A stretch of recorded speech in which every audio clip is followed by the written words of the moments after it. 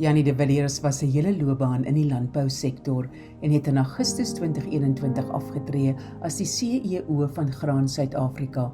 Op kerklike vlak het hy oor baie jare verskeie leierskapsposisies beklee in die NG gemeente Moreletta Park en was hy ook vir 10 jaar die voorsitter van Jericho Mure internasionale gebedsnetwerk. Hy dien tans as die voorsitter van Revive Our Heart Suid-Afrika se direksie.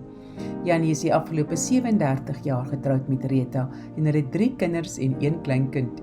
Jannie glo dat geen boek die Bybel kan vervang nie en daarom geniet hy die meeste diep boeke wat op Bybelse beginsels gebaseer is.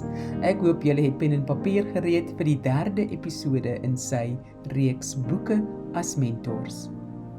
Toe my kinders jonk was, het ek elke jaar so 5 boeke vir Desember gekoop en dan as hulle saans gaan slaap, eers begin lees tot in die vroeë oggendure en dan later opgestaan.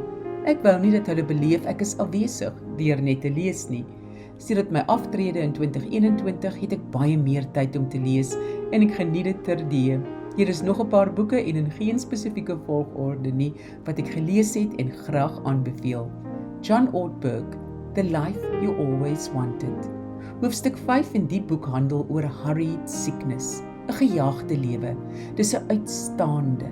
Ek het so baie van myself geleer toe ek dit die eerste keer gelees het. Ja, ek het hurried sickness in 'n erge graad gehad, totdat ek by Ortberg geleer het, as jy so siek is, het jy geen kapasiteit oor om ander lief te hê nie. Lewensveranderend.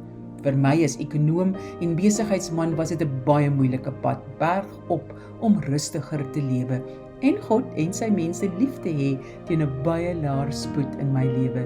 Ek het gedog ek kon God mooi hoor teen 140 km/h.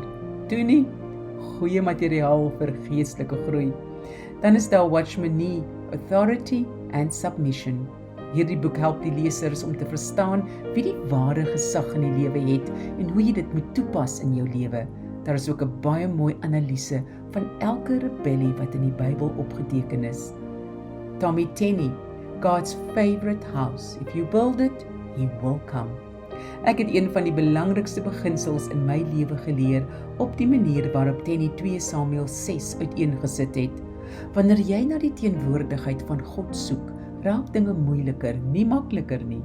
Dawid het probeer kortpad vat om die ark van God weer in die tempel in Jerusalem te kry. Dit het nie gewerk nie. Eers toe hy besef dat daar eerder by God se voorskrifte gebly moet word en nie sy eie planne nie, het God opgedaag. Dit natuurlik in aanhalingstekens gesê. 'n ander beginsel wat ek daaruit geleer het was dat Michal, Dawid se vrou, wat sy gedrag verag het, bewys het dat 'n gebrek aan intimiteit altyd vrugteloos is. Jy moet tyd met God deurbring, op sy terme, voor jy enigsins vrug in jou lewe en bediening kan verwag. Dan is daar R.T. Kendall, Total Forgiveness. When everything in you wants to hold a grudge, point a finger and remember the pain, God wants you to lay it all aside. Die inhoud van die boek werk diep in die hartkamers wat mense selde oopmaak vir vars lug. Ek het gedog ek het almal en alles vergewe in my lewe, totdat ek hierdie boek gelees het. Daar is ook in die boek riglyne van hoe jy kan meet of jy klaar is met 'n saak of persoon. Dit het my baie gehelp om vry te kom. Die lys in die boek wat mens kan deurwerk het my gewys hoe vlak my vergifnis was. Ek kan met groot vrymoedigheid alles aanbeveel wat hierdie skrywer skryf of preek. Kyk gerus na sy boodskappe op YouTube, veral die een oor The Sensitivity of the Holy Spirit. Kendall is in 2023 oorlede en ons sal sy insig en manier van uitleg van die Bybel baie mis. John Kitchen, Revival in the Rubble, How God Rebuilds His Broken People, gaan oor Nehemia, skitterende leierskap en verstaan van heropbou van 'n samelewing. Hierdie boek is baie ryk aan diep geestelike beginsels vir groei en herstel van jouself en van groepe mense. baie goeie materiaal om te lees as jy in kerk tot herstel wil lei, soos Nehemia dit gedoen het in sy tyd.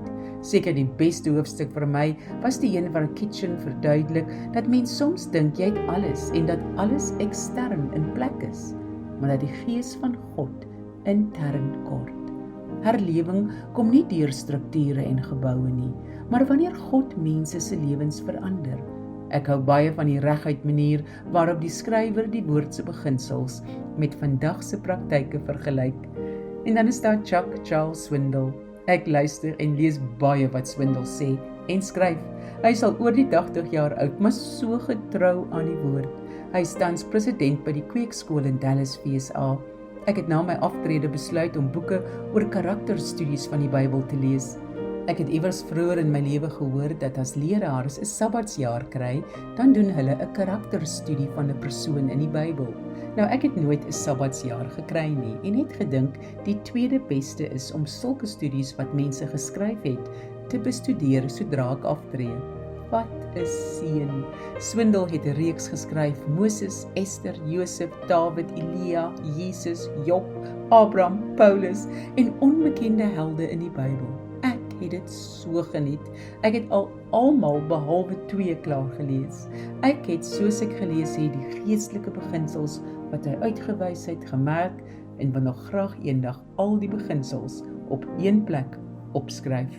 Mense, dis my gebed dat ons elkeen sal tyd maak om te lees en dat ons hierdie boeke, soos aanbeveel deur Jannie de Villiers verjaar, 'n prioriteit sal maak. Ek is altyd so opgewonde wanneer dit Kersfees raak en ek 'n lysie boeke vir my geliefdes kan gee as moontlike geskenke. Skimp, mag dit in julle lewens ook so wees. Tot volgende keer. Totsiens.